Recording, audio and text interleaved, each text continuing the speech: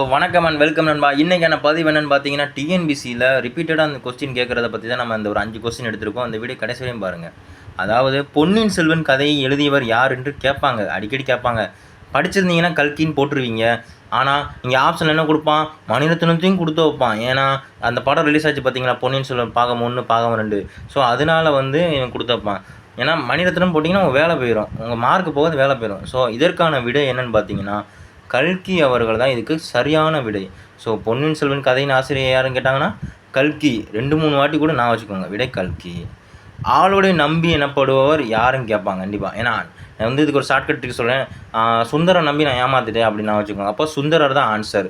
கருப்பு காந்தி என அழைக்கப்படுவர் யாருன்னு சொல்லி அடிக்கடி கேட்டுட்ருக்கான். ஏன்னா கருப்பு காந்தி யார், காமராஜருங்கிறது உங்களுக்கு கன்ஃபார்ம் நான் வந்துடணும். ஏன்னா அவரும் ஒரு காந்தியவாதின்னு சொல்லலாம், ஒரு அகிம்சவாதி அப்படின்னு சொல்லலாம். ஏன்னா காமராஜர் தான் இதுக்கு ஆன்சர். அடுத்த கொஸ்டின் போவோம்.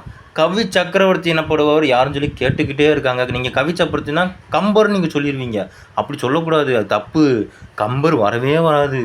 கவி சக்கரவர்த்தி என்று அழைக்கப்படுவர் யாருன்னு கேட்டால் ஒட்டக்கூத்தர் தாங்க இதுக்கு சரியான விட. அவரை கவி ராட்சசன்னு சொல்லுவாங்க. ஸோ அதனால் இதுக்கு ஆப்ஷன் பி ஒட்டக்கூத்தர் தான் கரெக்டான விடையாக இருக்கும். இதுவரையும் தப்பாக போட்டிருந்தீங்கன்னா கரெக்ட் பண்ணிக்கோங்க.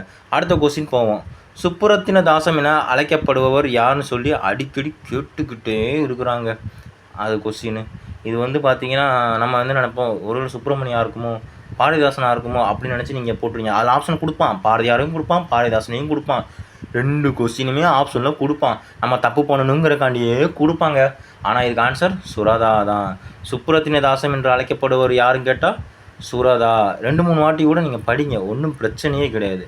இதனால் உங்களுக்கு மனப்பாடம் ஆகும், மைண்ட்ஸ் வச்சு கொஞ்சம் கூடும். ஸோ இந்த 5 கொஸ்டின் நல்லா பார்த்துக்கோங்க. நம்ம வீடியோவை தொடர்ச்சியாக பாருங்கள், தொடர்ச்சியாக வீடியோ போகிறோம். சப்ஸ்கிரைப் பண்ணி சப்போர்ட் பண்ணுங்கள். தேங்க்ஸ் ஃபார் வாட்சிங்.